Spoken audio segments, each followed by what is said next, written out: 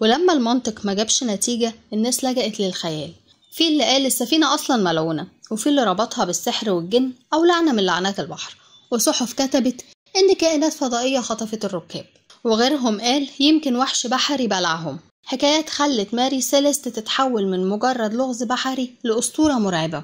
وبالنسبة لمصير السفينة، بعد ما اتلاقت ماري سيليست اتسحبت لمينا جبل طارق، وهناك بدأت واحدة من أغرب المحاكمات البحرية في التاريخ.